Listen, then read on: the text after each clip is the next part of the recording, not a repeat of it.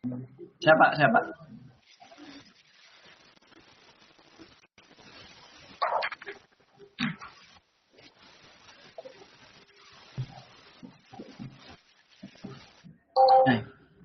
untuk selanjutnya kita pilih sistem informasi pembangunan daerah yang paling sebelah kiri.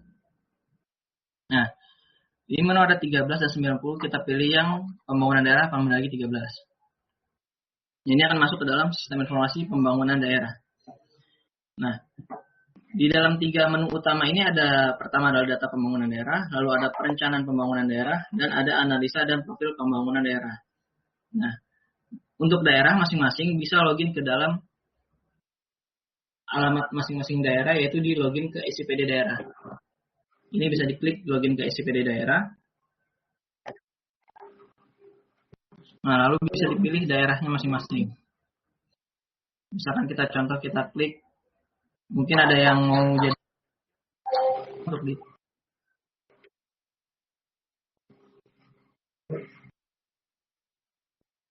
atau saya coba tes random, saya ambil saja masuk ke Barito Kuala.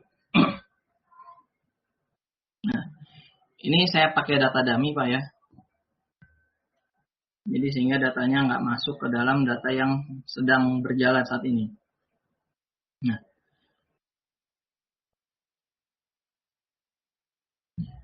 tampilannya sama seperti sebelumnya, yaitu ada 3 menu utama, data pembangunan daerah, data perencanaan pembangunan daerah, dan analisa dan profil pembangunan daerah.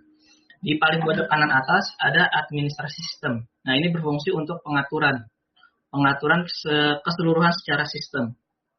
Jadi kalau sebelumnya kita ngomongin data pembangunan daerah, itu sebelumnya adalah kita berbicara tentang e-database yang dulu disebutnya e-database. Nah, untuk perencanaan pembangunan daerah ini kita bisa sebut dengan e-planning dan juga monitoring evaluasi di dalamnya ada. Nah, untuk yang ketiga yaitu analisa dan profil pembangunan daerah. Ini berfungsi untuk melihat semua analisa-analisa yang sudah kita sajikan dan sudah kita kembangkan, dan ini bisa dilihat oleh seluruh Indonesia, seluruh masyarakat tanpa perlu login. Nah, kita fokus ke pertama yaitu di perencanaan pembangunan daerah.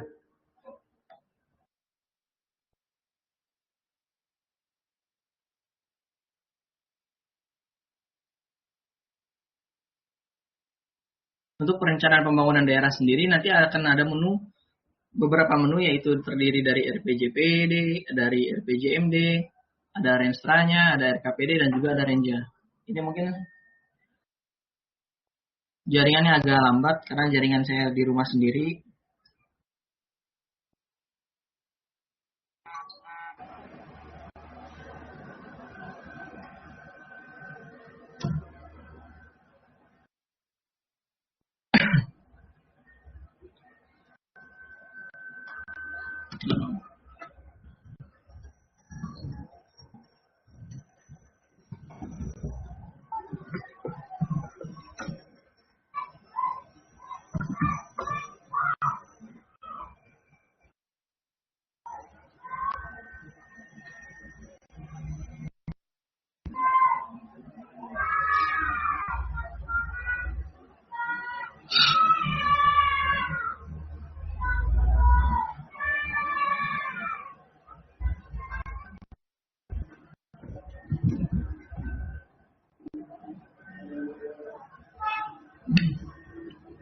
Nah, ini tampilan pertama itu ada Rakortek, monitoring pengendalian dan evaluasi.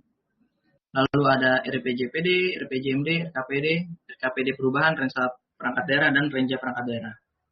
Sebelumnya kita sudah pembahasan terkait dengan Rakortek itu waktu bulan Februari sampai Maret, itu kita pembahasan Rakortek. Lalu monitoring dan evaluasi ini nanti kedepannya akan kita sempurnakan kembali, sehingga dokumen-dokumen perencanaan yang sebelumnya sudah diinputkan, yang sudah diintegrasikan, bisa kita monitoring dan evaluasi langsung di dalam aplikasi. Tapi saat ini masih tahap pengembangan. Nah, lalu ada RPJPD. Ini saat ini memang belum dikembangkan lebih detail ke dalam penginputannya, tapi kita sudah menyiapkan untuk upload dokumen secara utuhnya. RPJMD kita belum membicarakan terkait dengan bagaimana tata cara penyusunan dari awal, seperti yang saat ini Bapak Ibu tahu RKPD kita sudah bisa menyusun dari awal. Jadi untuk tahapan RPJMD ini baru kita kembangkan untuk yang sudah penetapan RPJMD-nya saja. Ya, jadi yang RPJMD-nya sudah jadi dan registranya sudah jadi itu bisa langsung diinputkan ke dalam aplikasi. Dan juga bisa diuploadkan juga dokumen-dokumen resminya langsung secara di dalam aplikasi di menu-menu tahapan yang masing-masing sudah disediakan. Lalu di RKPD itu juga sama seperti RPJMD, tapi kita sudah membuat detail bagaimana penyusunan dari awal sampai akhir, yaitu dari awal pengisian usulan, pengisian rancangan awal, rancangan akhir, sampai forum perangkat daerah dan musrembang, semuanya kita siapkan. Nanti ke depannya RPJMD akan kita buatkan seperti itu juga. Nah, untuk Restra dan Erenja ini untuk login perangkat daerahnya. Jadi perangkat daerah sendiri tidak bisa login ke dalam aplikasi RPJMD maupun RKPD, tapi hanya bisa login melalui Renstra maupun Renja. Nah, mungkin kita bicara bagaimana tata cara penginputannya, yaitu pertama kali sebelum kita melangkah ke dalam dokumen perencanaan, yang pertama adalah di administrasi sistem. Di dalam administrasi sistem ini kita mengatur dulu terlebih dahulu data-data yang akan kita gunakan ke depannya. Jadi apapun data yang akan kita gunakan ke depannya harus fix terlebih dahulu di dalam sistem, sehingga tidak akan ada kendala ke depannya saat penginputan. Misalkan contoh, saat kita membuatan kodifikasi urusannya, kodenya misalkan 1.1, tapi tiba-tiba saat kita mau bikin kode organisasinya itu 1.1 itu menjadi 1.0.1.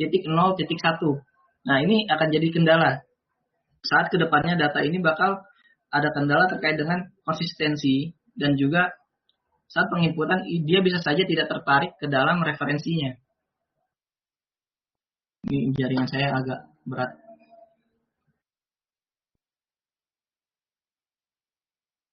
Sebentar.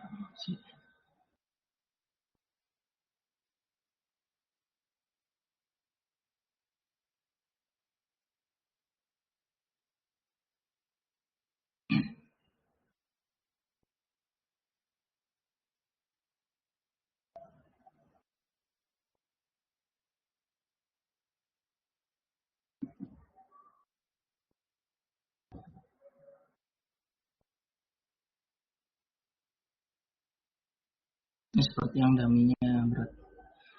Baik, mungkin kita lanjut ke data realnya terlebih dahulu. Nanti untuk pencobaan penginputannya nanti kita pakai data dummy. Untuk sementara, untuk melihat semua menu-menu yang ada di dalam aplikasi, kita bisa melihatnya untuk secara live saat ini. Jadi untuk saat ini kami menggunakan akun kami sendiri, sehingga kami bisa memantau apa yang sedang Bapak Ibu kerjakan dan juga bisa melihat kendala-kendala saat bug seperti yang sudah kita bahas sebelumnya. Jika ada bug atau apapun, kita langsung melihat satu persatu permasalahannya dari mana, dan ini menggunakan akun dari maintainer kami. Nah, lalu saat kita berbicara setelah masuk ke dalam administrasi sistem, yaitu menu paling atas adalah master. Kita menamakan master ini digunakan untuk berbicara bagaimana keseluruhan pengaturan. Jadi seluruh pengaturan yang ada di dalam sistem kita sebutnya master. Nah, baik dari pengaturan utama maupun pengaturan tahunan. Kenapa kita pisahkan pengaturan utama dengan pengaturan tahunan ini? Itu dikarenakan ada data-data yang memang setiap tahun bisa berubah. Tapi ada di mana data itu secara utuh untuk 5 tahunan atau 20 tahunan itu datanya tetap sama. Misalkan contoh, bidang urusan. Bidang urusan untuk tahun ini, mungkin kita bicara tentang flashback tahun-tahun sebelumnya, Undang-Undang 32, itu membicarakan bahwa hanya ada 2 urusan, yaitu urusan wajib dan urusan pilihan. Ternyata saat tiba-tiba di perubahan Undang-Undang 23 tahun 2014, sehingga bidang urusan ini berubah menjadi beberapa struktur. Bukan hanya sekadar urusan, dan juga ada fungsi penunjang maupun fungsi pendukung lainnya. Nah, kembali ke menu pengaturan. Yang pertama adalah menu pengaturan pemerintahan daerah. Nah, di dalam menu pengaturan pemerintahan daerah ini, yang harus diisi untuk pertama kali adalah nama kepala daerahnya. Jadi nama kepala daerah ini harus diisi terlebih dahulu, alamat kantor Pemdanya, dan lambang daerah. Nah, logo lambang daerah ini berfungsi untuk juga menampilkan beberapa logo di daerah, sehingga seluruh data-data yang mungkin nantinya akan kita analisa, semuanya juga menggunakan logo-logo yang sudah diuploadkan ke dalam sistem. Lalu periode RPJMD ini juga bisa disetting di awal.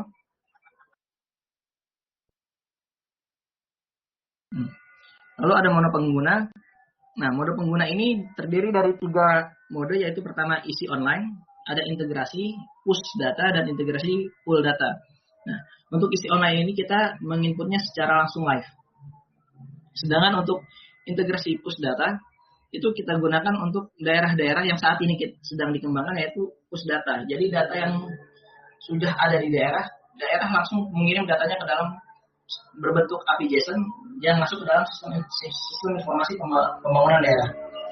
Nah, lalu untuk integrasi metode pull data ini sebenarnya sama saja, tapi berbedanya dari sisi benefit. Benefit yang kami terima saat pull data adalah kita tidak perlu lagi pusat tidak perlu lagi meminta data kepada daerah, tapi kita bisa langsung menarik datanya secara sistem. Nah, untuk saat ini yang baru ada itu adalah metode push data, yaitu daerah mengirim datanya langsung ke dalam sistem informasi pembangunan daerah. Nah, untuk lalu gambar banner, dari gambar banner ini diusahakan jangan terlalu berat, karena ini juga mengganggu saat kita masuk ke dalam sistem, itu akan meload data yang lumayan berat. Mungkin izin Bapak Ibu sebentar, ada azan. Mungkin kita bisa lanjut di chat sebentar, menunggu azan selesai.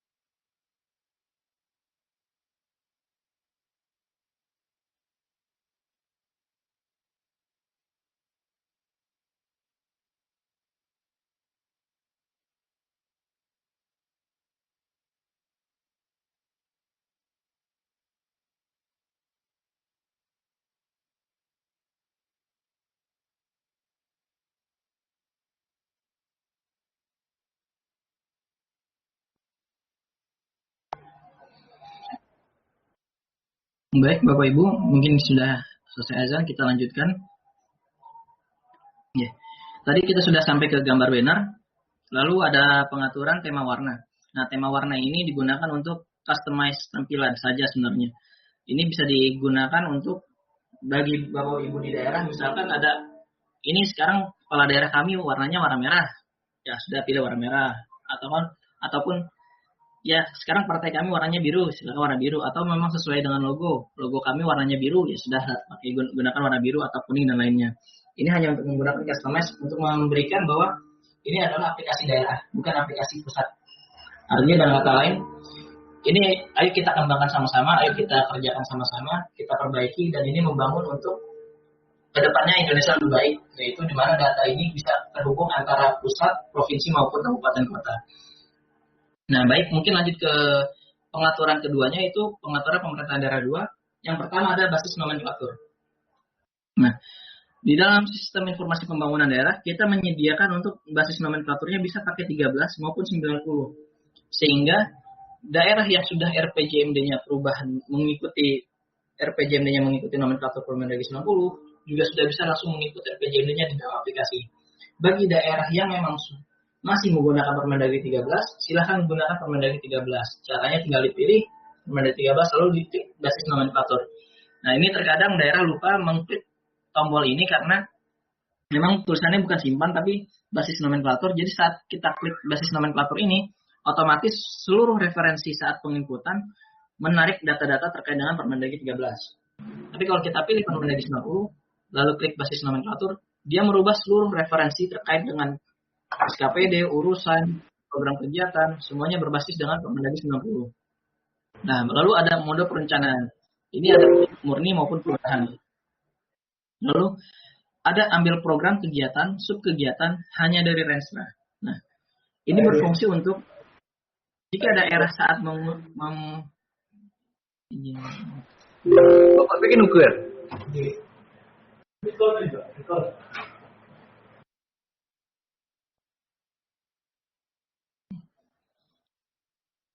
Jadi untuk menu ambil program kegiatan subkegiatan hanya dari Renstra. Jadi saat Bapak Ibu di daerah sedang melaksanakan musrenbang desa, musrenbang kecamatan, pokok pikiran, maupun usulan SKPD, sehingga usulan-usulan ini langsung diarahkan menuju Renstra, sehingga semua usulan-usulan yang ada tidak lari dari Renstra. Tapi apabila usulan-usulan itu dibukakan, kita nonaktifkan, ini otomatis usulan-usulan itu dibebaskan kepada daerah, kepada masyarakat maupun desa, kelurahan, kecamatan, semuanya bisa mengambil data-data yang dari master. Jadi benar-benar pure dari master. Nah, fungsinya ini misalkan ada beberapa penanganan terkait dengan COVID saat ini. Jadi saat COVID saat ini, data program kegiatannya belum ada di RPJMD misalkan seperti itu. Itu bisa ditambahkan di master, lalu dimatikan fungsi pengambilan dari Renstra. Nah, usulan-usulan ini bisa langsung diarahkan ke COVID. Nah, ini hanya untuk fungsi-fungsi ini untuk sesuatu yang darurat sebenarnya. Tapi kalau memang lebih baik, hanya dari Renstra. Jadi sesuai dengan Renstranya, saat penyusunan RKPD ini sesuai dengan Renstranya. Lalu ada ambil program kegiatan, subkegiatan, usulan, dan rancangan awal. Ini sama. Perbedaannya adalah saat Renstra diekspor, mungkin sudah ada beberapa diedit rancangan awalnya, jadi sehingga data-data yang usulannya hanya sesuai dengan rancangan awal. Nah, lalu ada dokumen lampiran pokok pikiran Dewan. Nah, ini ditujukan untuk bagi daerah yang lumayan strict, di mana saat mengirim pokir dia harus melampirkan dokumen. Itu tinggal diaktifkan. Tapi jika dinonaktifkan, berarti pokok pikiran Dewan saat dia mengajukan pokok pikiran, dia tidak perlu melampirkan dokumen. Nah, ini kita buat fleksibel supaya mungkin ada daerah yang memang strict. Mungkin sebelumnya kita flashback saat permasalahan-permasalahan sebelumnya ada yang mengajukan, Pak, tolong dokumen lampiran ini jangan sampai tidak terisi. Jadi kita buatkan fitur bagi daerah yang memang ingin dan harus pokirnya harus ada dokumen lampiran, maka tinggal diaktifkan saja. Nah, lalu ada menu konfigurasi yang ketiga, yaitu konfigurasi ekspor Renstra dan Ranwal bagi SKPD. Nah, mungkin sebelumnya fitur ini belum ada, jadi SKPD bisa mengekspor Renstra ke rancangan awal. Nah, mungkin kendala saat ini, kemarin-kemarin ada kendala, Pak, data kami tiba-tiba berubah semua, Pak, data kami tiba-tiba tidak, ada yang hilang. Nah, ini kemungkinan ada beberapa daerah yang melakukan ekspor Renstra ke rancangan awal. Nah, maka dari itu kemungkinan bisa saja terjadi seperti itu kembali. Nah, saat ekspor Renstra ke rancangan awal ini kita matikan. Sehingga perangkat daerah tidak bisa lagi mengekspor Renstra ke rancangan awal dengan sendiri. Jadi dia harus melalui Bapeda. Jadi hanya Bapeda lah yang bisa mengekspor Renstra ke rancangan awal. Ini juga sumber datanya nanti dari master ataupun dari manual. Nah, untuk jadwal tahapan ini bisa diatur kapan mulainya, kapan selesainya. Dari RPJPD, KLHS, RPJMD, RKPD, maupun evaluasinya. Nah, ini tahapan-tahapan ini nanti akan mengatur untuk tahapan-tahapan di halaman utama dashboard RKPD maupun RPJMD dan lainnya. Sehingga jadwal-jadwal ini bisa dilihat oleh Bapeda dan maupun pusat, kapan sih waktunya selesai rancangan awal, kapan sih selesainya rancangan akhir. Tapi dengan catatan, semua waktu ini yang ada di pengaturan ini tidak mengunci. Jadi sehingga meskipun Bapak Ibu sudah melewati rancangan awal, Bapak Ibu tetap bisa melaksanakan rancangan awal tersebut. Jadi ini agak dilonggarkan. Karena bisa jadi seperti halnya saat ini, kita sedang mengalami wabah COVID ini, sehingga kita memang agak longgar untuk penyusunan dokumennya. Nah, tahapan-tahapan ini diatur oleh daerah masing-masing.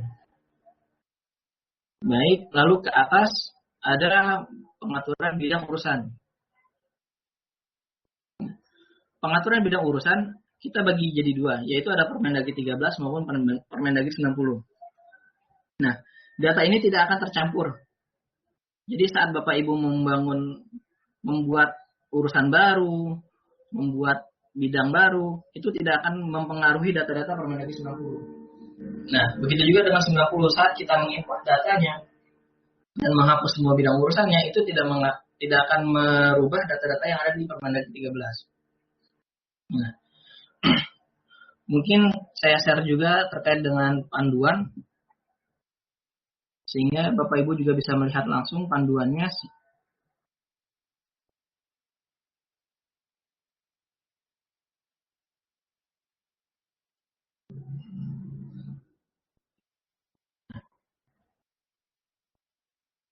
Jadi saat memilih Permendagri 90, itu hanya cukup menekan tombol import data. Nah, Permendagri 90 ini kita memberikan datanya adalah given.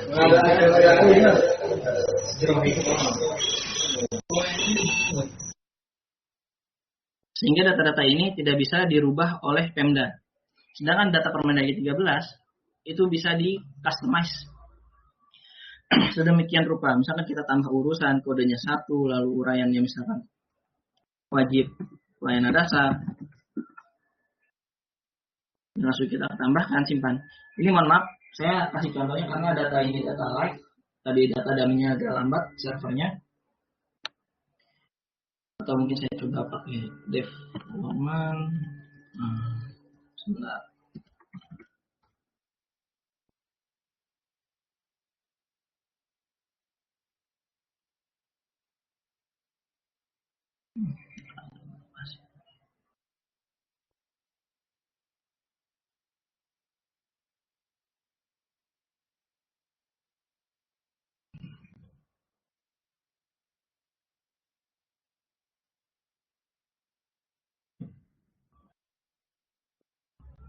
Ini nanti saya langsung hapus datanya setelah kita inputkan.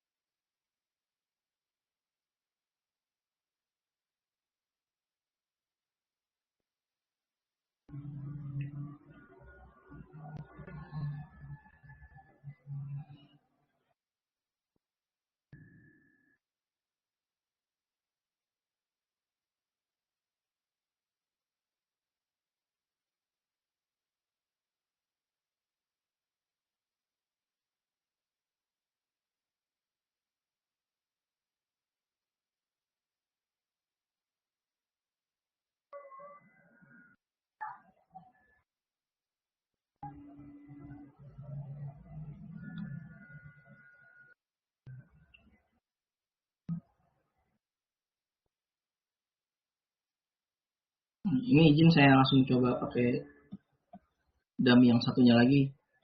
Nah, ini contoh saat kita menginput urusan di dalam sistem. Jadi saat kita tambah urusan, dia akan otomatis melihat kode yang pertama kali, yaitu headernya, yaitu sebutannya kalau dari sistem itu adalah parent. Paling atasnya itu adalah urusan pemerintahan wajib yang berkaitan dengan pelayanan dasar. Saat kita tambah bidang, ini nanti akan memilih urusan pertamanya apa, lalu ditambahkan dengan kode urusan pertamanya. Kalau misalkan kita contoh urusan contohnya apa? Misalkan 107, ini 207.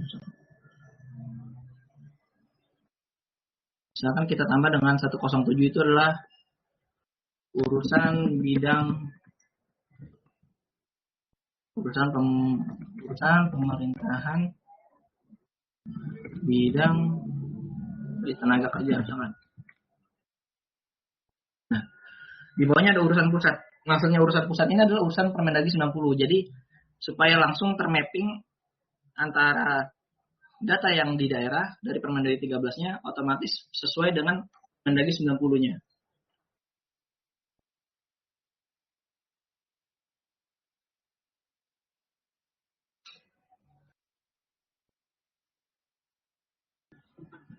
Ini jaringan saya memang agak lambat, mohon maaf sebelumnya.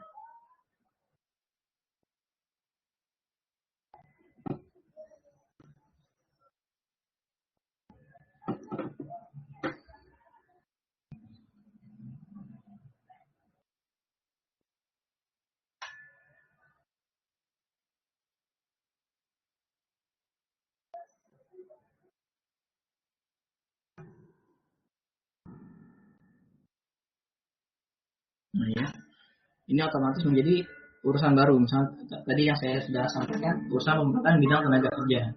Nah ini langsung otomatis termapping antara Permendagri 13 maupun Permendagri 90-nya. Nah lalu lanjut untuk sumber dana. Nah, pada menu sumber dana ini dibebaskan oleh masing-masing daerah. Untuk sumber dana tersebut bisa ditambahkan manual satu-satu atau langsung import dari Permendagri 90 sehingga kode-kode yang sumber dana dari Permendagri 90 otomatis terisi seperti ini. Tapi Bapak Ibu juga bisa mengcustomize sumber dananya dengan klik tambah lalu pilih kode sumber dananya berapa, diisikan kode sumber dananya, misalkan di sini diisi APBD provinsi. Atau misalkan pendak PAD atau semacamnya. Nah itu bisa langsung di customize di dalam sumber dana tersebut. Lalu kita lanjut ke prioritas daerah. Nah prioritas daerah ini yaitu prioritas daerah setiap tahun yang ada di dalam RKPD. Jadi misalkan Bapak Ibu melihat juga dengan prioritas nasional, atau mungkin memang prioritas daerah ini belum terkait dengan prioritas nasional, bisa dipilih seperti ini. Nah ini kode prioritas misalkan 1, versi prioritas daerah 1 misalkan seperti itu. Nah ini otomatis terisi seperti berikut. Nah jadi prioritas daerah 1 ini secara tidak langsung dia mendukung prioritas nasional. Nah data-data prioritas nasional tersebut ini sudah kita ambil datanya langsung dari Krisna, sehingga data-data yang ada di Krisna jika ada perubahan datanya kita akan menyesuaikan. Lalu ada yang kelima, yaitu pengaturan organisasi. Nah, sering sekali banyak daerah yang salah membuat kode organisasi di sini, karena memang mungkin agak belum terbiasa dengan nama-nama yang ada di menu-menu aplikasi ini. Nah, untuk menu organisasi tersebut ada 2, yaitu Permendagri 13 maupun 90. Di mana kita tahu saat kita menambah unit, dia akan menjadi warnanya seperti warna biru muda di atas. Lalu kalau kita tambah SKPD, yaitu akan tampilkan seperti ini, warna putih. Nah, bedanya untuk username password biasanya kita menggunakan yang data-data dari SKPD. Karena ini bakal datanya terpisah masing-masing setiap SKPD. Langsung loh.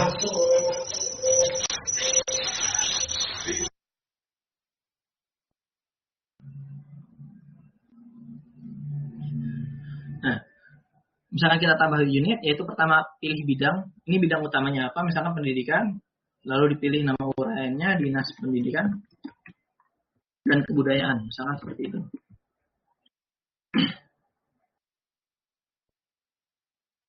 Nah, ini otomatis tadi seperti ini, tadi kita ambil kodenya 02, lalu kita bisa tambah SKPD-nya untuk Dinas Pendidikan tersebut. Nah, ini kodenya untuk uraian misalkan Dinas Pendidikan juga. Nah, bidang ini kita bisa multi urusan. Jadi, bagi daerah yang satu SKPD-nya memiliki lebih dari satu urusan, itu bisa ditambahkan sebanyak-banyaknya yang ada dalam sistem, tapi disesuaikan dengan SOTK yang berlaku. Nah, ini untuk penginputan organisasi. Lalu untuk penginputan program kegiatan, mohon maaf, tadi organisasi yang 90 belum. Nah, yang untuk Permendagri 90, itu cukup dicari nama SKPD, misalkan Dinas Pendidikan. Nah, itu tinggal diklik nama Dinas Pendidikannya, lalu klik simpan. Oh, ini sudah ada, cari yang lain. Dinas Pendidikan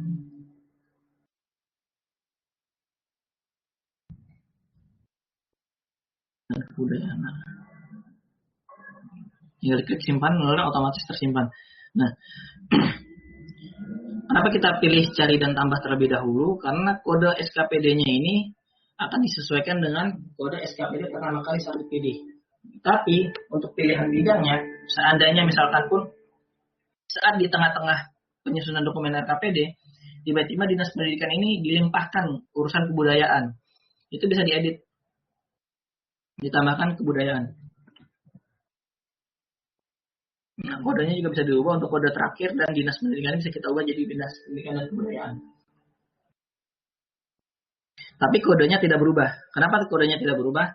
Karena ini akan berefek ke belakangnya. Karena saat kita penyusunan RKPD, saat kode SKPD-nya berubah, itu akan secara tidak langsung itu meruntuhkan data-data RKPD yang sedang berjalan. Tapi kalau kita tetap kodenya tetap sama, itu otomatis datanya hanya berubahkan dengan sisi nomenklaturnya dan bidang urusannya. Tapi kode utamanya SKPD ini tidak akan berubah, sehingga data-data yang sedang berjalan tidak akan hilang. Nah, itu untuk Permendagri 90. Lalu kita lanjut ke program kegiatan. Di program kegiatan sendiri, kita bagi juga dari Permendagri 13 maupun 90. Nah, data 90 ini seperti sebelumnya saat kita men-setting urusan itu cukup menekan racing nomenklatur, sehingga misalkan saat ini nanti ada pemutakhiran Permendagri 90, datanya nanti Bapak Ibu cukup menekan racing nomenklatur, otomatis data-datanya akan diperbaharui. Nah, tapi berbeda dengan Permendagri 13.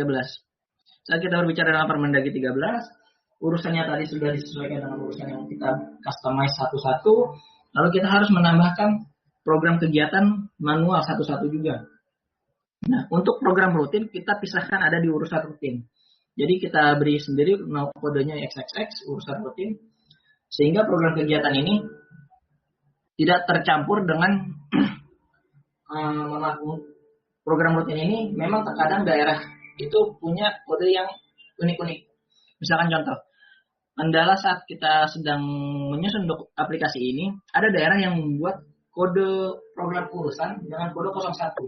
Nah, sedangkan Permendagri 13 itu menyatakan sendiri bahwa kode untuk 01 sampai 015 itu adalah kode-kode untuk program rutin yang bisa dilaksanakan oleh seluruh SKPD. Nah, sedangkan untuk kode setiap urusan itu dimulai dengan digit 16. Sehingga saat kita menambah program, kode digitnya langsung diarahkan, kode yang diperbolehkan adalah kurang dari 15. Jadi saat kita menambahkan 12, otomatis dia otomatis terhapus. Jadi data ini tidak boleh digitnya di atas 15. Dia otomatis terhapus. Itu kita sudah arahkan seperti itu. Jadi kalau kodenya 01, dia tidak terhapus. Kita coba kodenya 02, itu tidak terhapus. Nah, ini untuk menyerahkan seluruh kode 11, di mana kode 01 sampai 15 itu adalah kode program untuk yang rutin. Tapi kode 16 ke atas itu untuk urusan masing-masing. Nah, ini kita ambil contoh misalkan yang urusan pendidikan. Nah, Di atas ada informasi adalah program dan kegiatan yang rutin itu akan ditampilkan dengan huruf miring. Jadi kalau Bapak Ibu lihat di atas ada tulisannya miring, hurufnya miring, sedangkan yang di bawahnya ini programnya hurufnya tegak. Dan ini tidak ada tombol edit maupun delete. Program kesekretariatan ini akan otomatis terisi ke setiap SKPD. Tapi dengan catatan dia tidak bisa dihapus ataupun delete di setiap urusan, tapi harus dihapus dari sisi program yang tadi sebelumnya kita tampilkan, yaitu di program urusan rutin tersebut. Jadi program kegiatan yang rutin hanya bisa diedit maupun di-delete di urusan rutin. Jadi untuk program kegiatan yang selanjutnya, itu otomatis mengikuti program pengelola pendidikan yang sesuai dengan urusan masing-masing dimulai dengan digit 15 ke atas. Jadi kalau kita misalkan kita isi 01, dia otomatis terhapus. Kita isi 15. Nah, ini bisa. Jadi semua kodenya dimulai dari kode 15 ke atas. Nah, ini untuk program kegiatan. Lalu, sebelum kita berlari ke pengaturan pengguna, kita harus setting terlebih dahulu pengaturan tahunan, sehingga data-data penggunanya nanti akan berkaitan juga dengan pengaturan tahunan. Nah, di pengaturan tahunan ini untuk organisasi, Bapak Ibu tidak perlu menginput ulang satu-satu lagi. Jadi saat kita masuk ke bidang urusan tahunan, itu cukup menekan tombol import data dari master utamanya.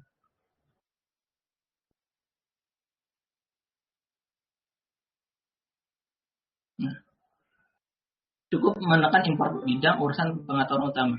Nah, tapi Bapak Ibu juga bisa mengedit data tahunannya. Jadi misalkan pun kode-kodenya berubah, itu otomatis bisa Ibu Bapak buatkan kembali di tahunannya, kita ubah satu-satu. Nah, untuk data organisasi tahunan begitu juga. Bapak Ibu tidak perlu mengetik satu-satu lagi, mesti ditambah unit satu-satu, tidak perlu. Cukup mengimport data dari data master yang utama. Nah, kendalanya ada beberapa daerah yang mengimport data, tapi dia mengganti-ganti nomenklatur utamanya. Jadi saat dia mengisi Permendikbud 13, lalu dia masuk ke tahunannya, dia ngambilnya yang 90. Dan ini diimport dua-duanya, bentrok datanya. Nah, data ini tidak boleh bentrok, jadi harus dihapus terlebih dahulu baru diimport datanya. Ada juga yang kadang daerah mengimport data untuk organisasinya dengan kode 13, tapi pas urusannya 90. Nah, ini juga jadi kendala. Jadi saat penyusunan tahunan itu harus sudah harus disesuaikan dengan kebijakan daerah masing-masing. Jadi mau nyusun RKPD ini pakai 13 atau 90. Jangan di tengah-tengah tiba-tiba berubah. Kalau tiba-tiba berubah di tengah-tengah, itu secara tidak langsung Bapak Ibu harus mengulangnya dari awal. Karena kalau tidak, data-datanya akan tidak terhubung. Misalkan contoh, saat Bapak Ibu menyusun RKPD di awal dengan kode 13, dan musrenbang desa sudah dilaksanakan, musrenbang kecamatan sudah dilaksanakan, usulan-usulan dari daerah itu otomatis masuk ke dalam sistem dengan kode Permendikbud 13. Nah, lalu tiba-tiba Bapak Ibu merubah menjadi Permendikbud 90. Nah, saat Bapak Ibu menyusun usulan untuk menyusun rancangan awal RKPD, Bapak Ibu pas ekspor dari Restra. Nah, dari Restra sendiri tidak sesuai, jadi datanya tidak sinkron. Nah, Bapak Ibu juga mau coba mengekspor dari telaah. Pas dia masuk ke dalam telah usulan, ternyata kodenya Permendikbud 13, sehingga tidak sinkron. Sedangkan referensi utamanya yang sudah di Bapak Ibu bangun terakhir itu adalah Permendikbud 90. Nah, jadi jangan sampai saat di tengah-tengah jalan Bapak Ibu merubah kodifikasinya. Jika itu merubah kodifikasi nomenklaturnya Permendikbud 13 maupun 90, itu lebih baik disarankan dari saya itu untuk mengulang dari awal. Jangan sampai ada data-data yang mungkin bisa dibilang menjadi suatu data-data yang spam, di mana data-data ini nyangkut di dalam sistem tapi tidak dihapus. Ini akan menjadi gangguan nanti ke depannya seperti apa, itu kita belum tahu lebih detailnya permasalahan jika ada data-data mungkin yang nyangkut dan itu tidak bisa dihapus. Atau mungkin bisa dihapus tapi tidak tahu lagi nanti datanya ini dari mana dasarnya. Nah, lalu ada pengaturan anggota dewan. Nah, dari pengaturan anggota dewan ini ada 4 tab utama, yaitu manajemen jabatan, manajemen komisi, manajemen fraksi, dan manajemen anggota. Untuk keempat ini bukan wajib diinput Bapak Ibu. Jadi ini kita kasih pilihan supaya daerah masing-masing mempunyai masing-masing daerah punya strategi masing-masing juga. Yaitu ada yang mengisi pokir itu sesuai dengan jumlah anggotanya, ada juga yang mengisi sesuai dengan fraksinya, ada juga mungkin daerah yang mengisi pokir sesuai dengan komisinya.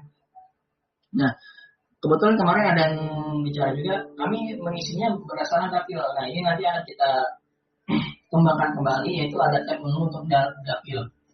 Jadi nggak harus semuanya diisi, tapi setiap daerah itu misalkan ingin membuat histori penginputan lebih detail, itu Bapak Ibu bisa mengisi dengan lengkap data-datanya. Tapi kalau memang secukupnya saja itu sudah cukup. Jadi supaya nanti saat misalnya dengan rancangan awal ini, dan ada usulan dari pokir yang masuk ke dalam rancangan awal, kita bisa tahu siapa penginputnya. Siapa yang sudah mengusulkan untuk usulan dalam kegiatan ini. Nah, lalu yang terakhir adalah usulan isu.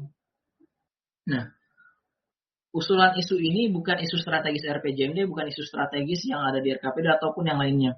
Tapi ini adalah semua kumpulan isu yang memang sedang saat ini terkini. Misalkan contoh, saat ini kita sudah mengalami yang namanya pandemi COVID-19, di mana COVID-19 ini sudah pasti tidak ada di isu strategis RPJMD maupun RKPD saat kita susun di tahun-tahun sebelumnya.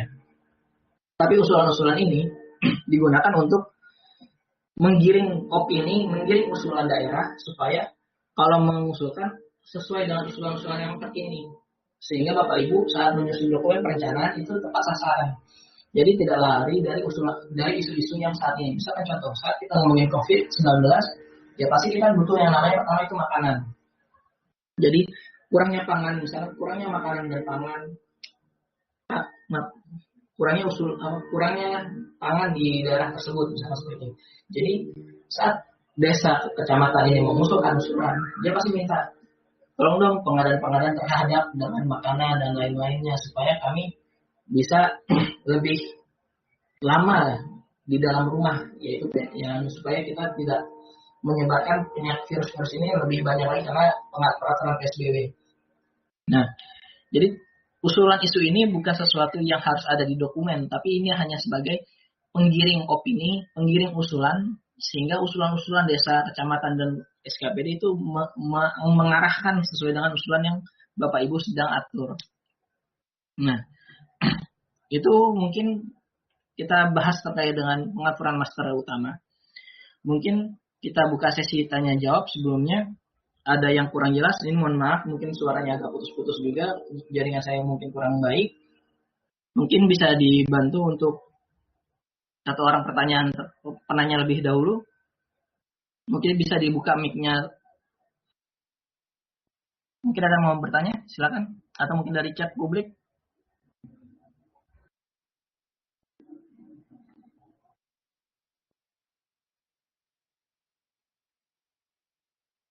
Pakai chat publik juga nggak apa-apa, Chan. Jadi biar bisa jawab satu-satu.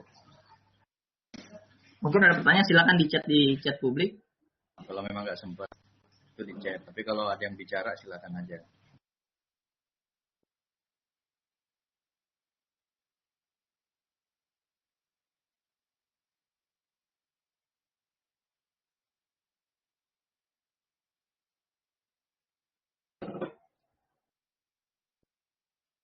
Baik, mungkin sudah tidak ada pertanyaan terkait ini. Oh, itu ada yang typing.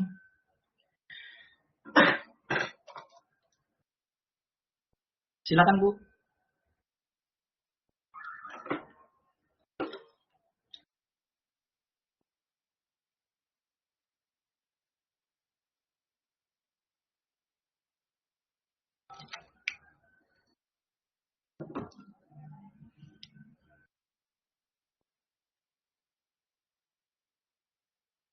Mungkin nanti pertanyaan dikerucutkan, Bu, ya, Bapak Ibu.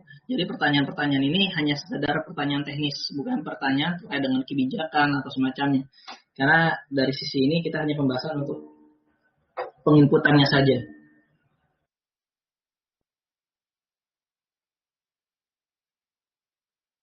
Dalam pengaturan pemerintahan daerah, pilihannya salah satu saja, 13 atau 90. Ya, betul, Bu. Jadi kalau menginput dokumen perencanaan, misalkan RPJMD-nya 13, RKPD-nya juga pilih yang 13 juga. Karena nanti saat kita fasilitasi, itu ada namanya tabel konsistensi. Sehingga tabel konsistensi ini kita bisa melihat RPJMD dengan RKPD ini konsisten atau tidak. Nah,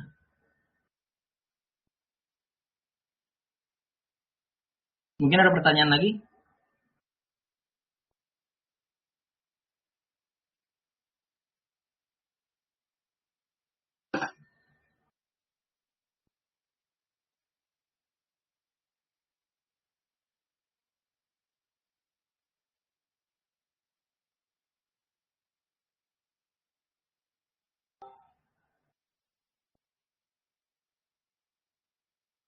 Nah, bagaimana mengentry RPJMD setelah selesai mengentry RKPD?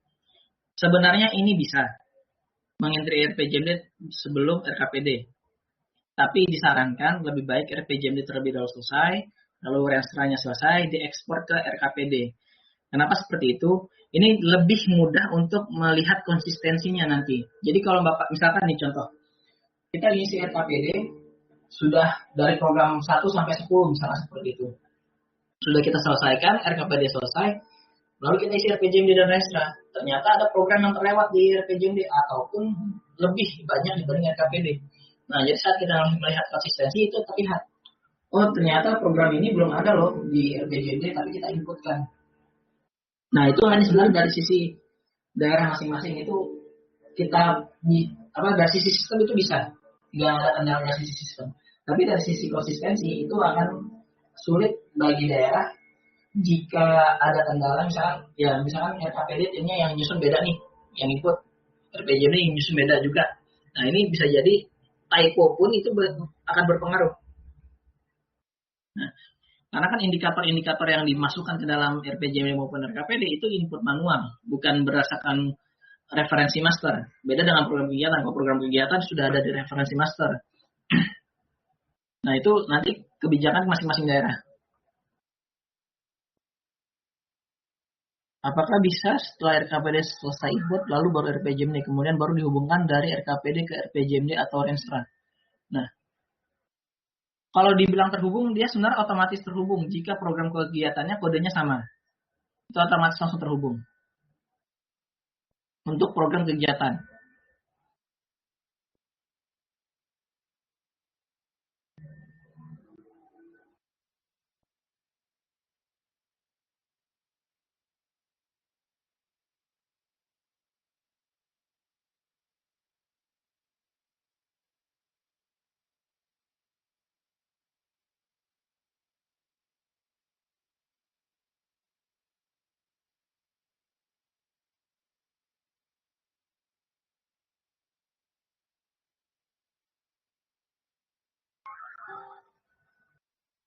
Sama-sama Bu, sama-sama Pak.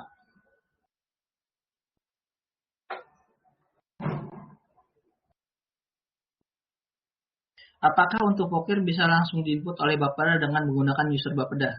Bisa. Menggunakan adminnya bisa. Tapi dengan catatan, semua inputan di dalam sistem itu terrecord. Artinya dengan kata lain, siapapun yang menginput itu tersimpan. Bahkan saya selaku admin saat menginput ke dalam daerah, itu otomatis muncul nama saya. Jadi yang input ini siapa? Misalkan Bapak Ibu mengisi Pokir dengan menggunakan akun Bapeda, itu otomatis muncul. Adminnya mengusulkan permasalahannya ini, kelompok sasarannya ini, dan lain-lain. Nah, itu munculnya namanya adminda. Jadi saat kita merecord kebalik, dari misalkan sudah jadi dokumen RKPD, saat kita melihat kembali ke belakang, itu terlihat bahwa yang input itu adalah adminda. Bukan bukan dari dewannya sendiri.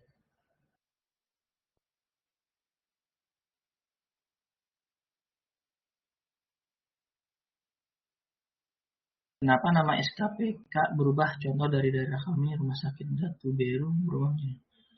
Ini sebelumnya Pak Ateng menggunakan Permendagri 90.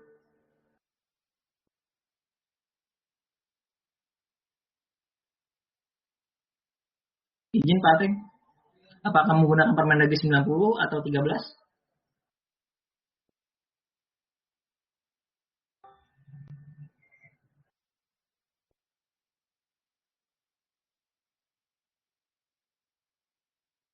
Nah, baik 13. Nah, data-data sebenarnya tidak, misalkan ada kendala seperti ini, dan namanya berubah atau di master atau di RKPD-nya berubah. Nah, itu kami butuh feedback-nya terkait dengan screenshot, tampilan, dan lain-lain. Jadi, untuk mempermudah kami melihat kendalanya seperti apa. Misalkan contoh seperti yang Bapak pertanyakan, kenapa nama SKPK berubah?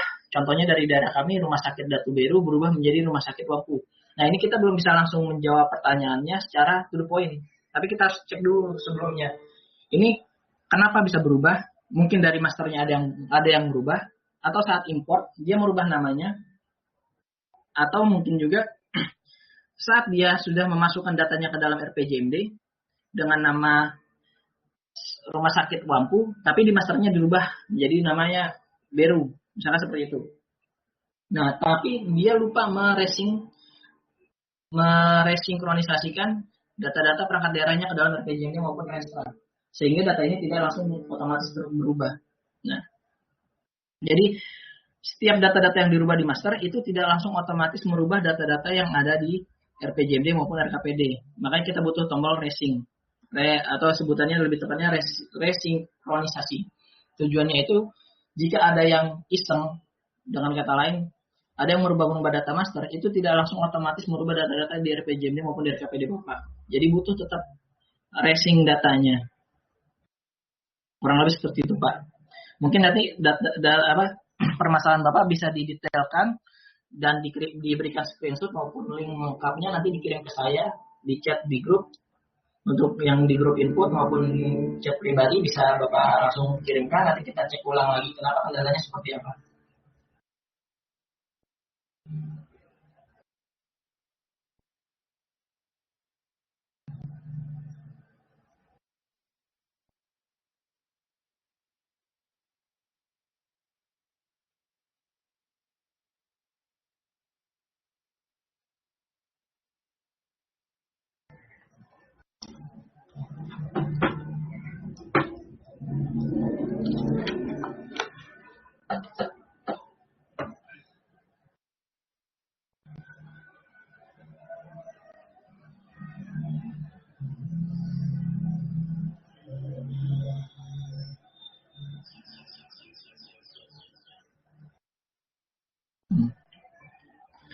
Bapelitbang tidak bisa menggunakan urusan penelitian dan pengembangan. Nah, kalau kita berbicara dengan Permendagri 13, sebelumnya tadi kita tunjukkan di dalam sistem, saat kita membuat pengaturan organisasi, itu pilihan bidangnya bisa di-customize, Pak. Jadi misalkan kita ngomongin tadi Bapak bilang Bapelitbang.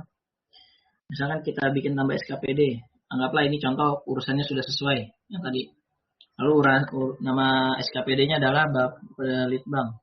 Badan Penelitian Litbang. Bang itu pembangunan ya? Apa?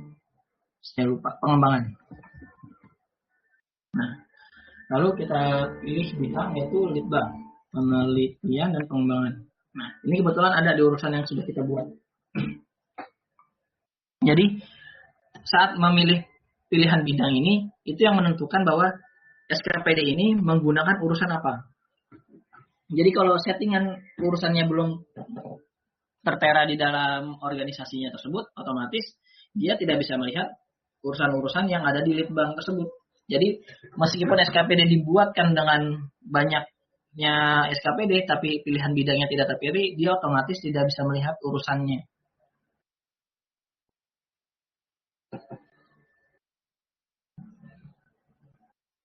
Kurang lebih seperti itu, Pak.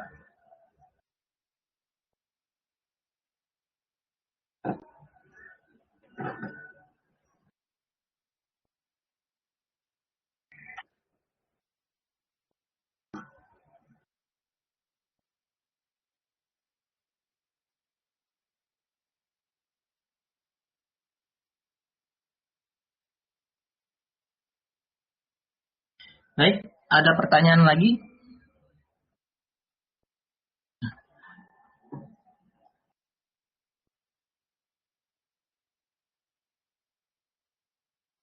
Ini kita baru berbicara master. Kenapa berbicara master ini penting? Pertama, master ini adalah inti dari inti untuk penyusunan dokumen perencanaan ke depannya. Jadi kalau master ini kita tidak susun dengan baik, otomatis nanti dokumen perencanaan juga akan berantakan juga.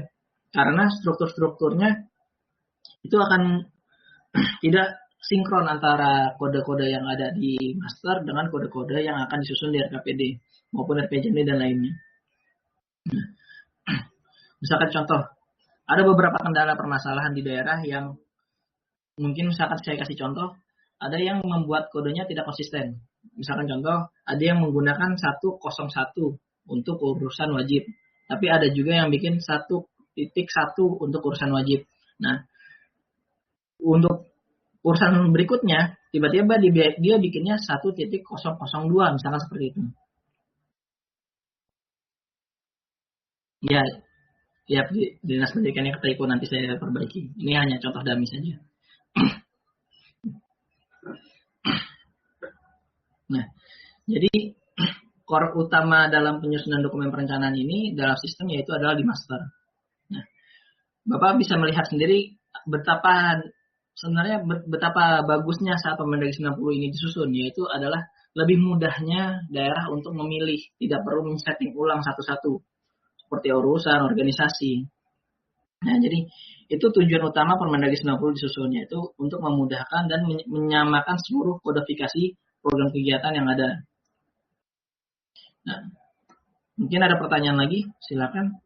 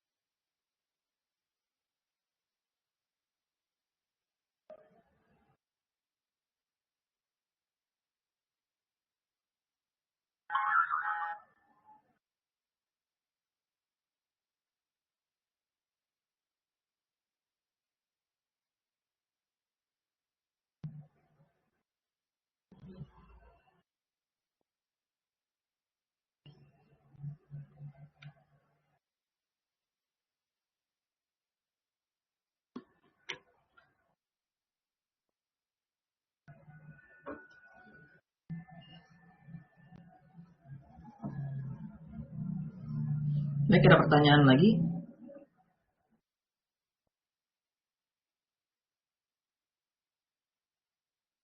Atau bisa pakai mic, Pak. Bapak Ibu kalau memang nulisnya agak lama, misalkan pakai HP ngetiknya panjang, bisa silakan dibuka saja mic-nya sendiri masing-masing, nanti langsung ditanyakan setelah pertanyaan selesai nanti bisa di-mute kembali.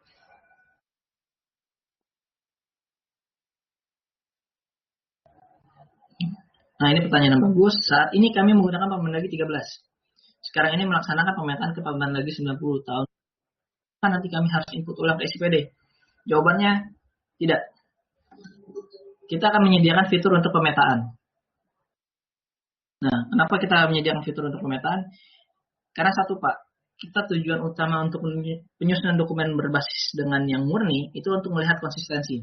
Tapi kita juga tidak menghilangkan fungsi utamanya, yaitu saat kita mau ke KUA PPAS, kita harus menyesuaikan dengan Permendagri 90. Nah, pertama itu ada di organisasi tahunan, Pak. Jadi ada 3 tahapan untuk pemetaan di dalam sistem nantinya. Yaitu pertama ada di pengaturan organisasi tahunan, yaitu mapping perangkat daerah yang sebelumnya ada di 13, lalu di mappingkan menjadi SKPD Permendagri 90. Misalkan contoh, ini saya kecilkan, misalkan contoh, Dinas Kesehatan kode sebelumnya itu 1020101. Lalu di mappingan dengan 1-2.0.0.0.0.01. Jadi Dinas Kesehatan. Nah, ini caranya itu cuma mengedit dan pilih saja kodenya. Jadi otomatis SKPD-nya yang sebelumnya itu di mappingkan terlebih dahulu. Lalu setelah SKPD ini di mapping, lalu bisa lari nanti ke RKPD. Di RKPD nanti ada tools yaitu pertama mapping urusan pusat dan mapping nomenklatur. Mapping urusan pusat ini tadi sebelumnya kita udah jelaskan, bagi yang sedang input langsung itu kelihatan. Jadi kalau Permendagri 13 namanya urusan pemerintahan bidang kesehatan, dibikinkan oleh daerah masing-masing, dimappingkan ke urusan pemerintahan bidang kesehatan. Nah, ini yang ada di 90. Nah, seperti itu. Lalu untuk program kegiatannya dimappingkan di tools yang nomenklatur. Nanti kita akan sesuaikan dengan namanya.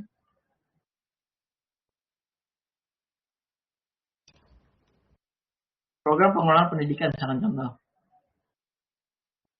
Nah, ini program pendidikan sekolah menengah atas. Saat kita aksi, ini nanti kita cari subkegiatannya apa. Misalkan atas. Menengah atas.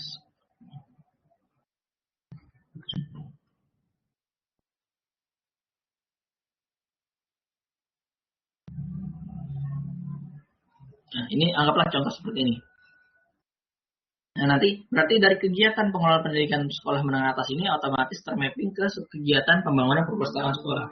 Nah, fitur ini memang belum kita lengkapi, belum kita mutakhirkan kembali karena kita juga menunggu dari Juknis resmi, sehingga saat mapping Juknisnya sudah ditampilkan, kita akan memperbaharuinya sesuai dengan yang ada di dalam Juknis tersebut. Nah, nanti kedepannya yang bisa di mapping juga yaitu adalah indikator-indikator yang ada di dalam kegiatan. Jadi sehingga indikator-indikator kegiatan ini bisa lari ke kegiatan-kegiatan lain, sub-kegiatan yang ada. Nah, itu cara untuk mapping 13 ke 90. Untuk Pak Ateng, apa kode Bapak? Untuk kode Bapak Litbang sendiri itu kalau pakai 13 Bapak mengeditnya sendiri. Saya juga kurang tahu, jadinya Bapak harus masuk ke dalam bidang urusan ke bidang urusan.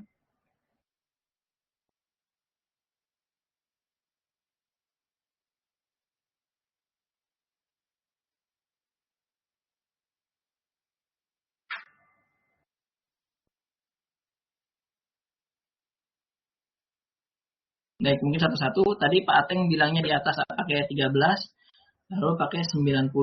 Ini maksudnya gimana Bapak?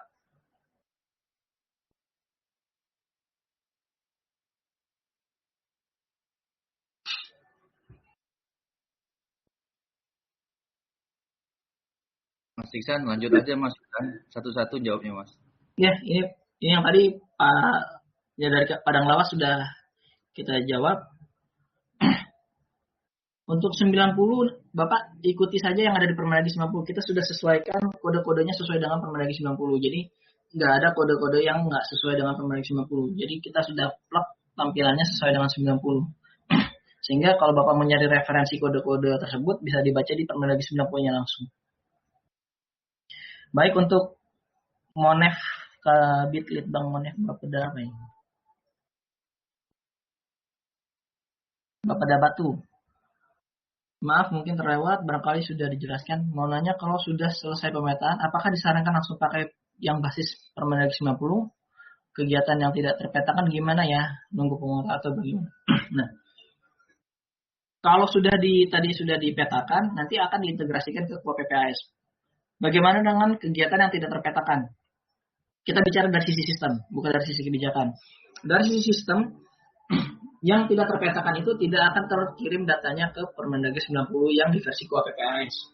Bagaimana kebijakannya nanti bisa ditanyakan kebijakannya ke Dirjen Keuda. Bagaimana pemutakhiran seperti itu? Apakah bisa dilanjutkan di PPAS, bisa ditambahkan kembali setelah pemutakhiran, itu bukan kebijakan kami yang untuk menjawab karena kami dari sisi sistem saja. Jadi pertanyaan yang tadi sudah saya jawab, yaitu data-data yang secara sistem terpetakan itu akan terkirim ke PPAS. Tapi bagi data-data yang belum terpetakan itu akan menjadi usulan untuk pemutakhiran. Kurang lebih seperti itu.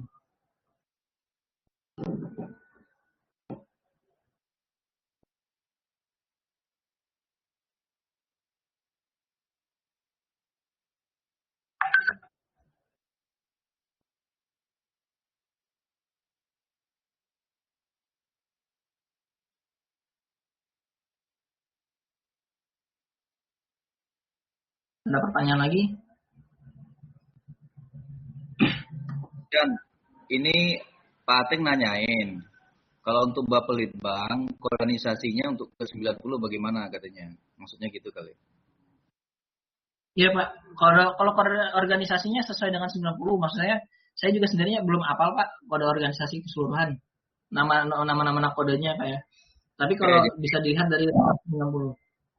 jadi maksudnya nanti Pak Ateng ketika di master itu milih organisasi, dia cukup pilih organisasi yang sudah ada batasnya di CPD ini kan 90. Tinggal cari mana Iya yang betul Pak. kodenya yang paling pas dengan organisasi itu, kan gitu. Iya betul Pak. Ya, oke. Terima kasih. Iya sama-sama Pak.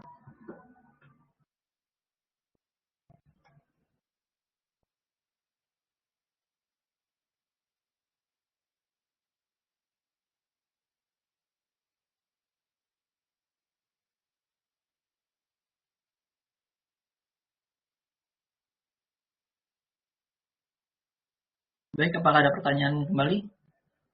Jika tidak ada pertanyaan, mungkin kita selesaikan sesi. Iya Pak. Apa? Pak. Assalamualaikum Pak. Waalaikumsalam. Ini dari Ateng Pak. Pak, Aceh Tengah Pak. Yes, ya, Pak. Oh, Itu Aceh kan- Tengah Pak, Ateng Pak. Iya, Pak. Itu waktu kami buka di masternya itu kode organisasi Bapelitbang. Dia masih pakai 5154. Sedangkan 54 itu pelatihan dan pendidikan dan pelatihan yang punya BKPSDM itu. Seharusnya Bapelitbang 5155 itu agak kesulitan tentang itu kan. Oh, baik Pak.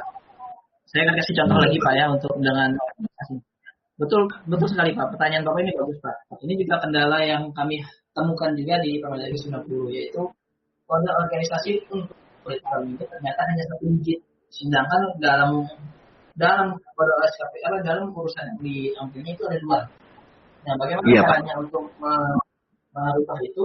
Itu Bapak masuk ke mode pengaturan organisasi. Yang pertama seperti ini. Iya Pak. Izin Pak, ini saya jelaskan dulu Pak ya. Iya. Sambil dilihat layarnya Pak. Iya.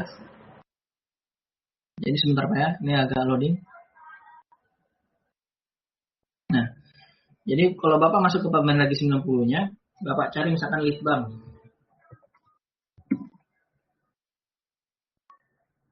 Misalkan ini Pak ya. Misalkan seperti ini. Nah, ini Bapelitbang saja ya.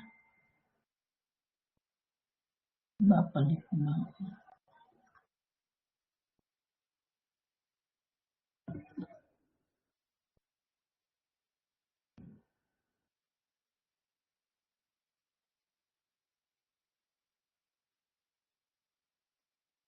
Nah, ini Pak ya.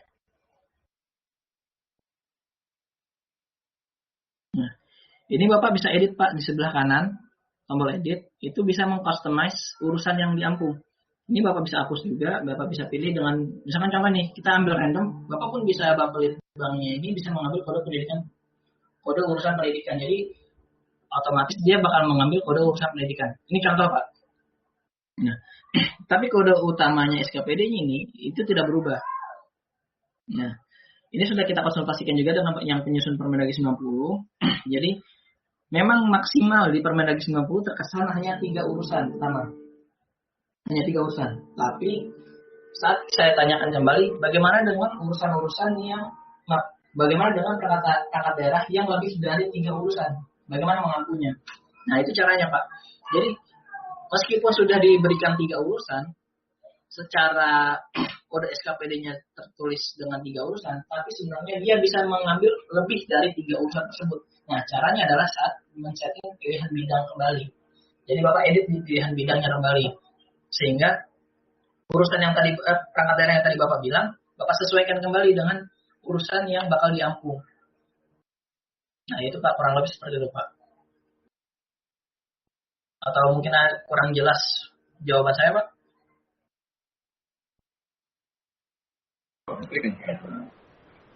Itu Pak dieditnya di Permendagri 90 Pak ya. Mengeditnya untuk mengganti. Iya Oh, Pak, di 90. oh berarti bisa.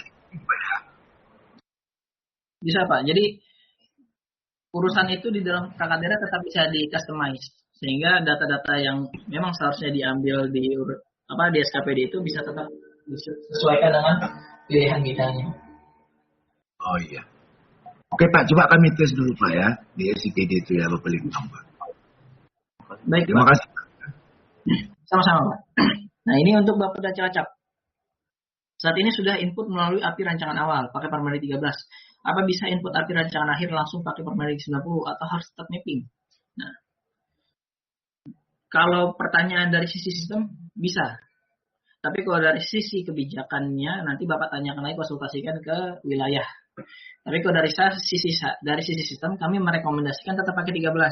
Kalau Bapak pakai Permendagri 90 itu nanti konsistensinya saat fasilitasi dengan sistem SIPD itu secara tidak langsung Bapak tidak konsisten antara RPJMD maupun RKPD.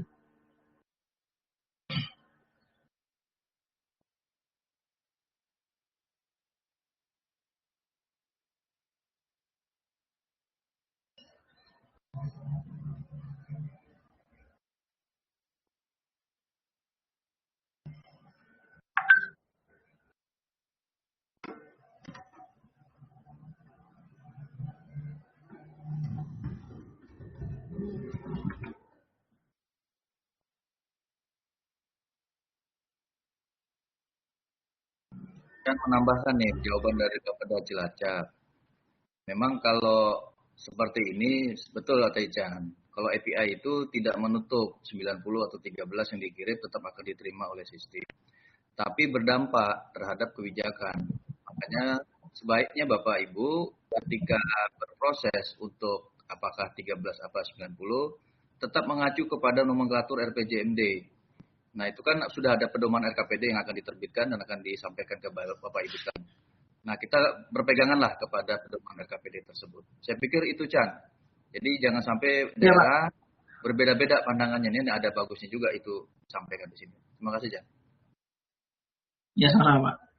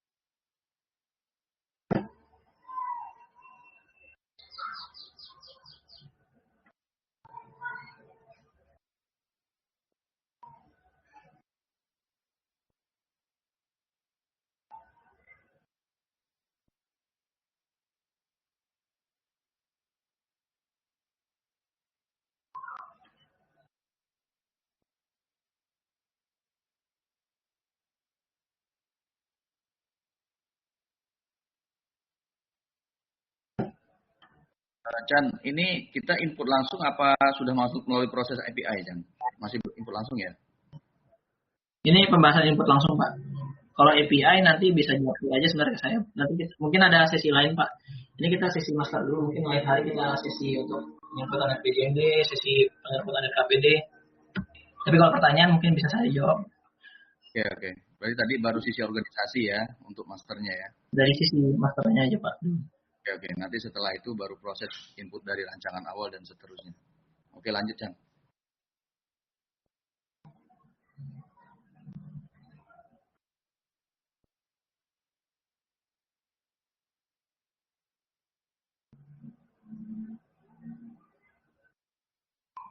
Nah, ini teman-teman langsung nembak ke pemetaan nih, Chan.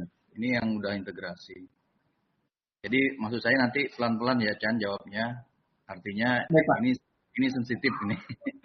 Karena daerah-daerah yang sudah terlanjur pasti berbeda polanya dengan mapping yang sudah ada di SIPD. Namun gini, walaupun berbeda-beda, biar bagaimanapun Pak, kita tetap dengan kepada aturan. Pasti yang akan bertanya daerah, sebenarnya proses mapping formulanya itu dari mana sih sebenarnya gitu. Tapi kita kembali ke aturan hukum ya, makanya pemerintah daerah itu dalam implementasinya menggunakan SIPD. Jadi secara sistem sebenarnya SIPD itu sudah dilindungi oleh undang-undang. Makanya kita nggak usah khawatir lagi Pak masalah formula. Kesepakatan yang ada di sistem itu kita coba untuk kita jalankan. Nah, itulah makanya fasilitas yang pengetahuan itu sebisa mungkin digunakan oleh daerah. Ya nanti kita coba dulu ya Pak. Nanti tolong Pak Nasrial dilihat dulu. Siapa tahu yang formula yang ada di daerah, yang tempat Bapak mapping dengan sistem yang ada di daerah, itu bisa disambungkan. Walaupun sama rumusnya. Kalau rumusnya sama, alhamdulillah. Tinggal tagging sebenarnya. Jadi pelajari dulu. Nanti pelan-pelan Ican akan menjelaskan. Saya pikir lanjut dulu ya Chan. Pak Rial nanti tolong diikuti ya. Dari awal ini proses dulu, baru nanti ke proses pemetaan. Terima kasih. Baik, untuk Pak Nasrial, kami sudah melakukan mapping dari 13 ke 90 melalui aplikasi Sakato Plan. Apakah kami dapat integrasi hasil mapping kami ke SIPD? Jawabannya masih abu-abu Pak. Kenapa abu-abu? Kami coba siapkan API untuk dari 13 ke 90. API untuk mappingnya kita coba siapkan. Tapi untuk implementasinya itu mungkin agak strict Pak, agak ketat. Kenapa agak ketat? Karena kita tidak bisa membuka setiap daerah untuk mengintegrasikan, tapi dengan pola mapping daerah masing-masing. Nah itu kita nggak bisa. Itu harus sesuai dengan pola mapping yang sudah ada nanti di Juknis. Bagaimana ingin mengintegrasikannya? Nanti kita bahas lebih lanjut jika sudah keluar Juknisnya Pak.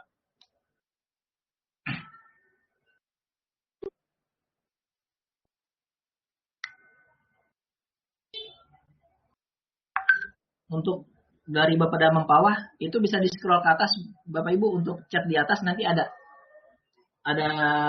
buku link panduannya, nanti bisa dibaca di atas.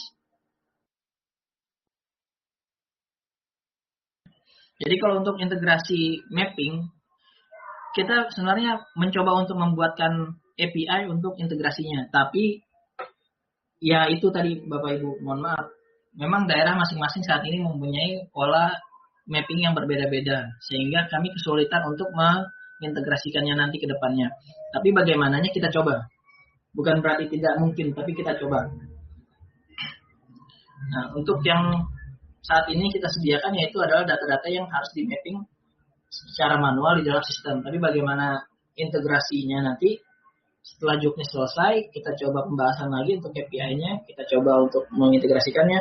Nah, tapi dengan catatan Bapak Ibu, ini mohon maaf, untuk integrasi Permendagri 90 itu kalau bisa mengambil dari database yang ada di SIPD. Kita sudah siapkan get basis di dalam dokumentasi API. Sehingga data-data yang Bapak Ibu gunakan itu otomatis menyesuaikan dengan yang ada di data-data kita. Jadi kalau nanti ke depannya saat Bapak Ibu mengirim data Permendagri 90 tapi datanya tidak sesuai kodenya dengan yang ada di dalam sistem kita, itu otomatis kita bakal tolak. Itu ke depannya seperti itu. Jadi untuk 13 kita open. Kenapa open? Karena memang setiap daerah itu strukturnya berbeda-beda. Jadi kita masih open hal itu. Tapi kalau Permendagri 90 itu sudah strict, di mana kodifikasinya sesuai dengan Permendagri 90. Nah, itu kita ngomongin ke depannya. Jadi kalau ke depannya akan cukup ketat untuk pengintegrasiannya.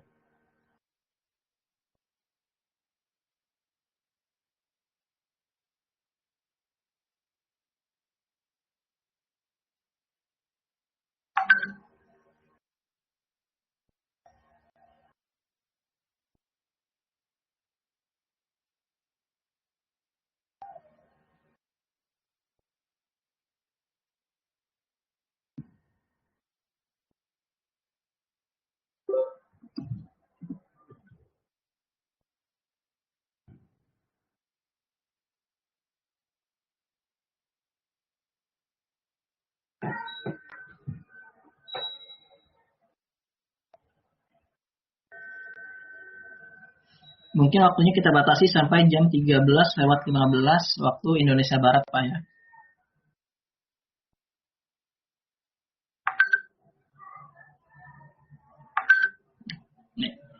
Terima kasih Pak sudah mengikuti get basis yang ada di SIPD kita Pak. Jadi supaya nanti data kita sama-sama Pak, sama-sama satu data. Itu memang prinsipnya Perpres satu data, yaitu struktur data maupun ada saya lupa di pasal berapa itu menjelaskan bahwa satu data itu ada strukturnya sama, definisi data itu sama, dan lain-lainnya harus sama. Jadi sehingga saat kita mengintegrasikan itu lebih mudah. Jadi nggak ada lagi asal-asalan yang namanya mengintegrasikan data. Terkadang memang ada data-data yang memang dikirimkan datanya itu data testing, Pak. Sehingga saat kita mau menganalisanya sendiri itu agak sulit. Nah, tapi kalau Bapak sudah menggunakan get basis yang sudah kita berikan, itu alhamdulillah Pak kita sama. Jadi misalkan pun kita ada update data, Bapak tinggal tarik kembali pakai get basis, itu otomatis datanya kita sama lagi, Pak.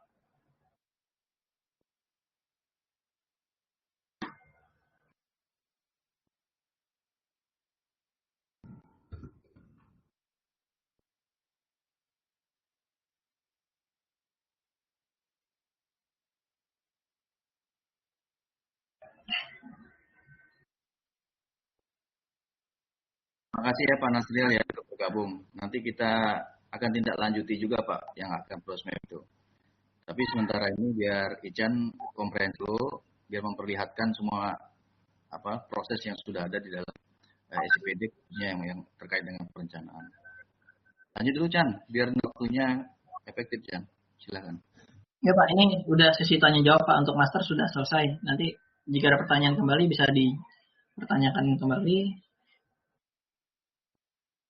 Jika memang sudah tidak ada pertanyaan, kita tutup. Waktunya tinggal 10 menit lagi.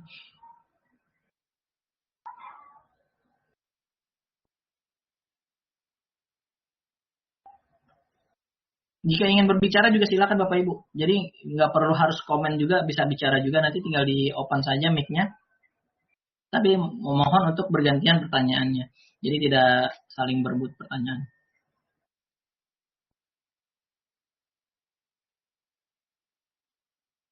Itu ada Pak Ansori itu. Pak Ansori diam-diam aja tuh. Sekali-sekali bicara Pak Ansori.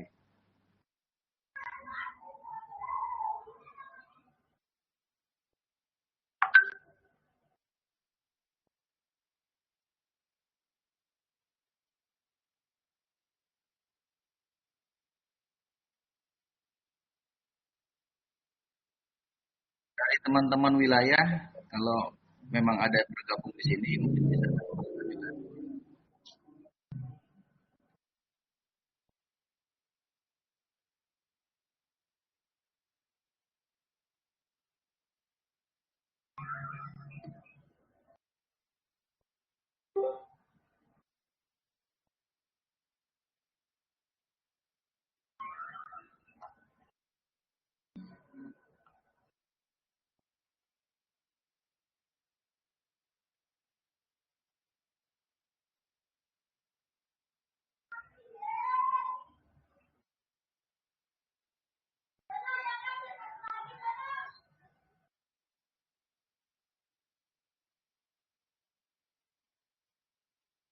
Baik, ada pertanyaan lagi. Ini dari Banyumas Typing.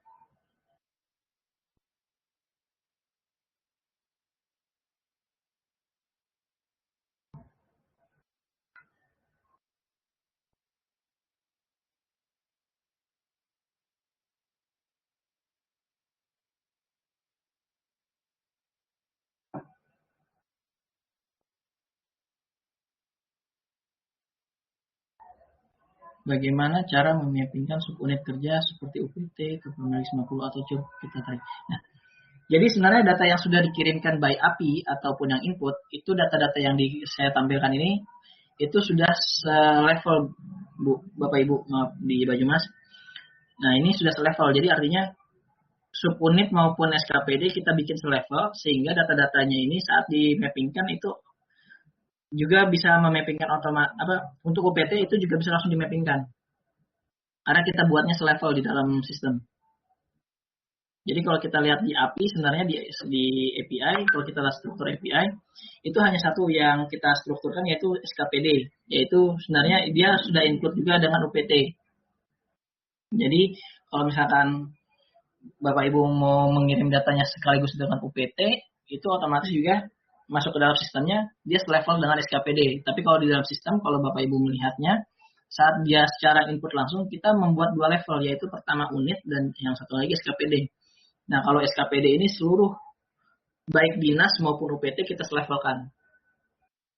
Jadi kita tetap bisa memappingkan maupun dinasnya maupun UPT-nya.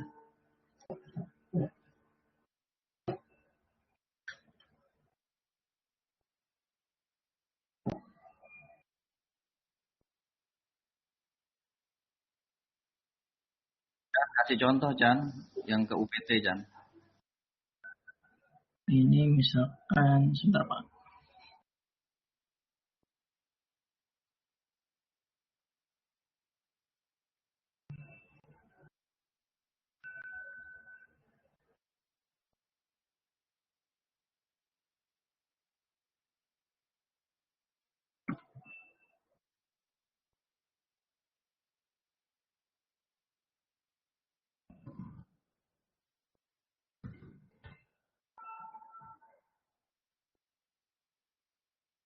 Ini bisa langsung dilihat di layar, ya Bapak Ibu.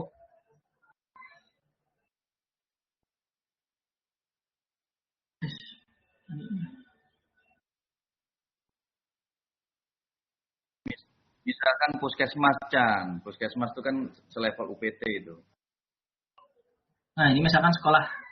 Anggap sekolah itu UPT-nya di sini. Ini tinggal diklik, edit, lalu dipilih UPT-nya. Nah, ini misalkan kasih kode.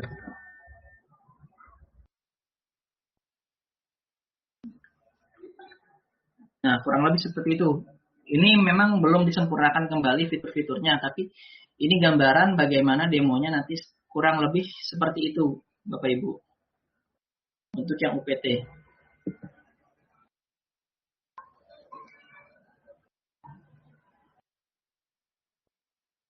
Chan. Sorry, satu lagi, Chan.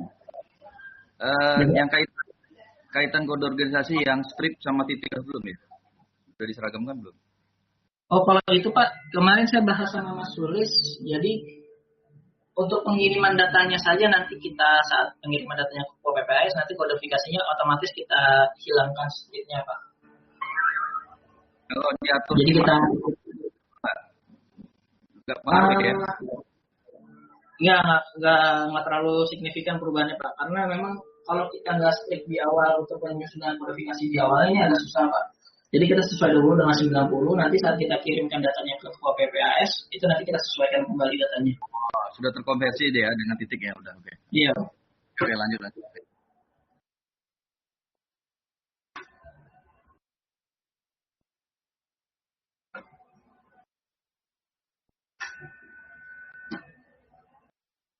Baik, 3 menit lagi mungkin ada pertanyaan.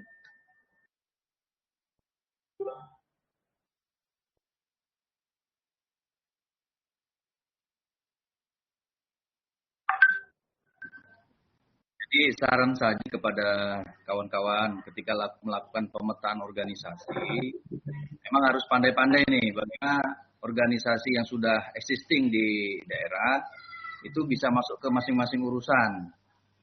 Nah, seperti yang dicontohkan Ican tadi, sampai ke level UPT, yang penting dia masuk ke urusan tersebut. Nah, itu yang untuk mengakomodir jika terjadi dan perbedaan organisasi yang ada di daerah. Jadi perhimpunan itu kalau bisa sudah mulai di master ini diatur lah bagaimana caranya daerah bisa membuat kodasi setiap SKPD sesuai dengan urusan tersebut sampai ke level-level T. Jadi sebenarnya permasalahan organisasi sebiskin kita selesaikan di sini ya Chan ya gitu ya. Ya Pak, betul Pak.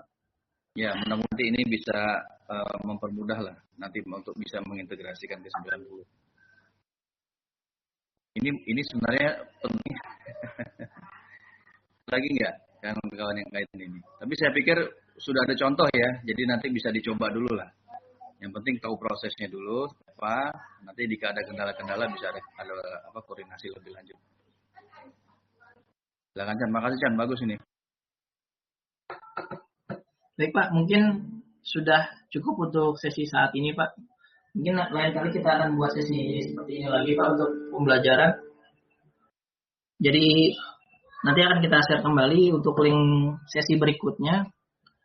Untuk saat ini, terima kasih sudah bersedia meluangkan waktunya, Bapak Ibu. Mohon maaf apabila ada salah kata, mungkin ada dari sisi sound yang sudah ada juga agak kurang jelas suaranya. Sekali lagi mohon maaf Bapak Ibu dan terima kasih.